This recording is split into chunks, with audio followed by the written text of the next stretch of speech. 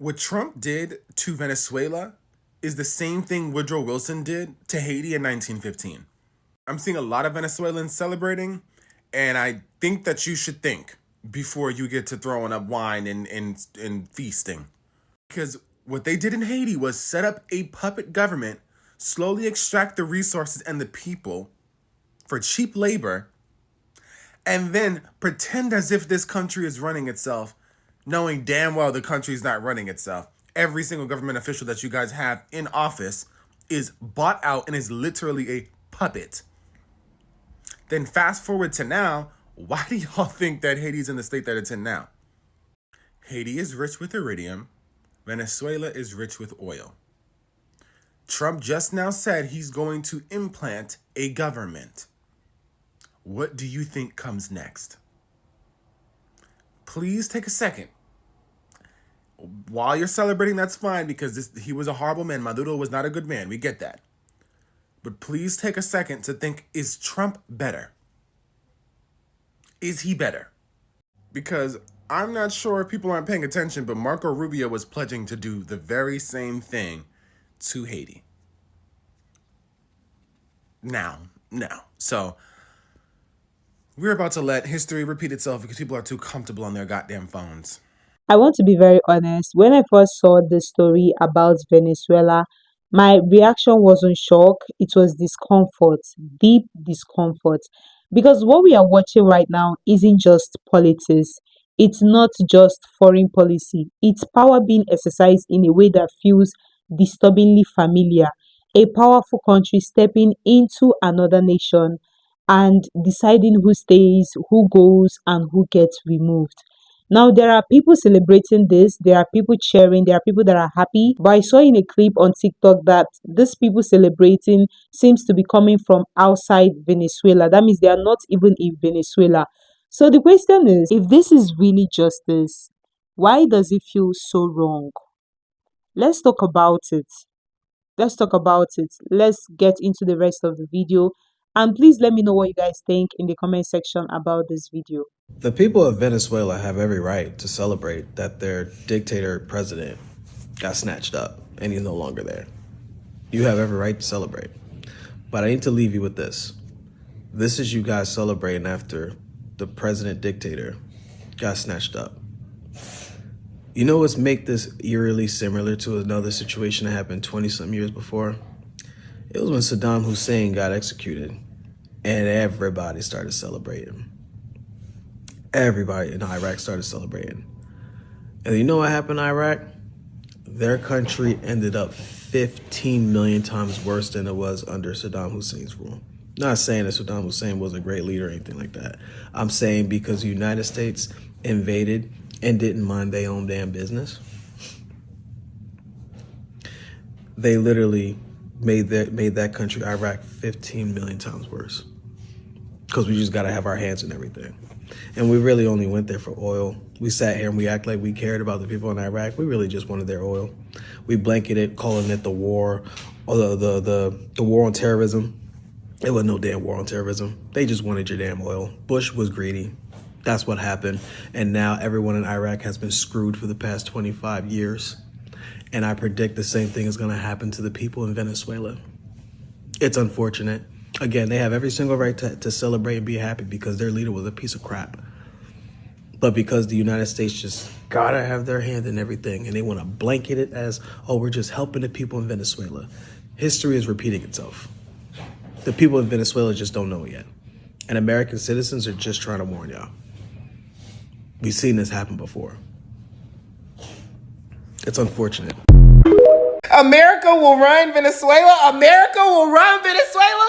Donald Trump is saying that America will run Venezuela while we've captured the Venezuelan president. And I want to know how that's possible when America can't even run America. The United States can't even run the United States, and we gonna run Venezuela?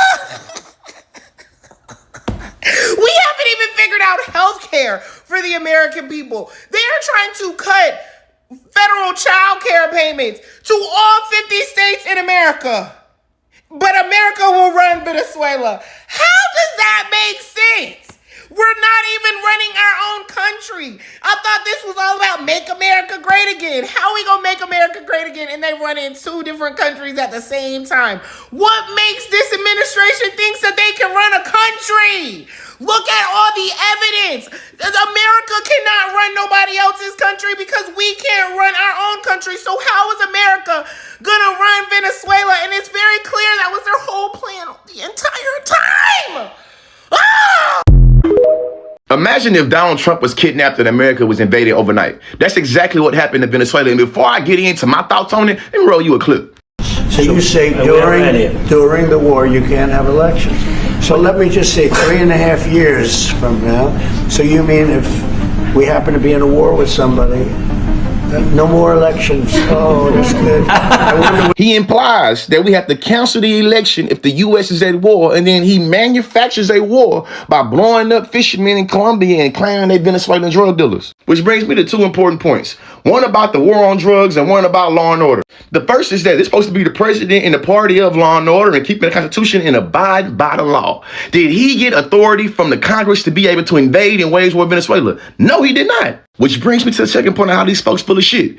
Now, you claiming that you're doing this with Venezuela because you're fighting the war on drugs, but you just pardoned the president of Honduras that was responsible for bringing in 400 tons of that yola into America. 400 tons. Now you're trying to convince us in America you care about drugs in Venezuela? What going on? The same folks that will justify a black person having their life exterminated because they not conform to the law will allow this man to run rogue, whether they be talking about being convicted of a whole bunch of felonies or whether we talking about waging an illegal war. They don't care about the law, except for when they look like me. And we always knew y'all was full of shit when y'all said all lives matter. We can sensationalize no American casualties when this invasion happened, but we don't talk about the casualties that happened on the Venezuelan side. We don't think about the citizens that was in proximity to these museums they blowing up and how we ain't seen there's no humanitarian people that break the law.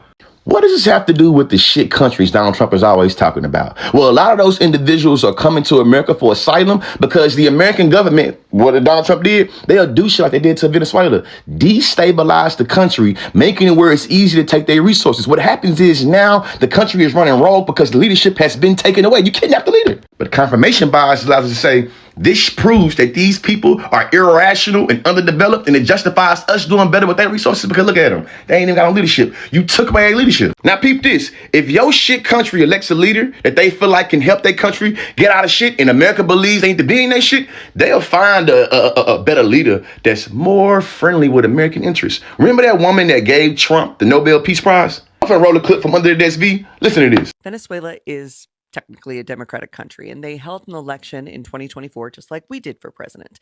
And according to published tally sheets, these people were the winners of the election. This is Gonzalez and Machado. You will recognize her as the winner of the Nobel Peace Prize, who dedicated her prize to President Trump. After the election, Gonzalez had to seek asylum in Spain because Maduro's corrupt government issued a warrant for his arrest. And Machado also went into hiding. Now, some folks thought she was in Venezuela. However, there's a chance that she could have been hiding out in Bangor, Maine. Bangor, Maine? Like the United States? We don't know. But what we do know is when she went to Norway to accept the Nobel Peace Prize, the plane that she arrived in had come from Bangor, Maine. So it stands to reason that however she escaped from Venezuela, she at least stopped by Bangor, Maine for a little while. Machado has openly supported President Trump's strategy in Venezuela, mostly because it deeply benefits her. And I think we can expect that Donald Trump believes he'll be able to get Gonzalez and Machado back into Venezuela to be sworn in as the new president. That will not be as easy as he thinks. Maduro has a lot of loyalists, even now, still in Venezuela.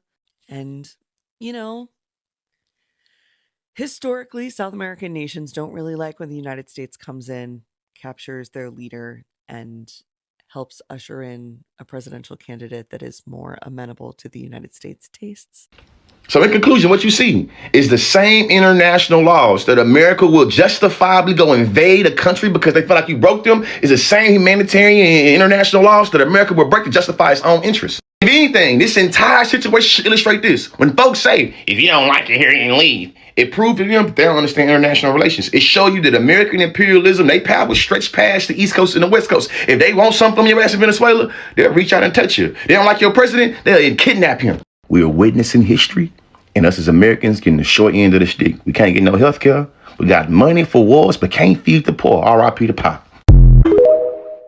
You know, this whole time I've been wondering what they was going to try to do to distract us from the fact that them files still ain't been released. But I must say, this took things to a whole nother level.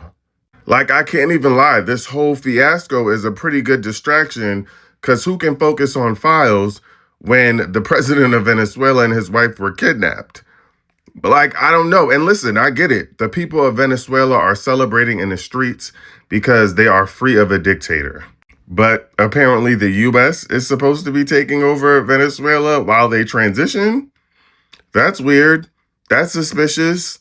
And if the act itself was not distracting enough, sharing a picture of the president of Venezuela in handcuffs flying back to America, that'll do it. You know what I'm saying? That will do it. But Auntie Maxine Waters is calling Cap because she's saying that they just pardoned one of the biggest traffickers in the world, the former president of Honduras. So I don't know. It's interesting to me because I've heard more about oil than trafficking in the last 12 hours since this has all happened. I don't know. You know what I'm saying? But either way, this is a pretty good distraction. What makes this situation unsettling isn't whether the Venezuela president is a good man or a bad man. That's actually not the core issue here. The issue is president. Because once we normalize one country forcefully removing another country's leader, we are no longer talking about law, we are talking about dominance. And that's very dangerous. And I don't know why people are not seeing it the way it is. There are legal systems for a reason. There are international courts, there are diplomatic channels, there are sanctions, negotiations, extradition treaties, and global institutions designed to prevent exactly this kind of thing from happening.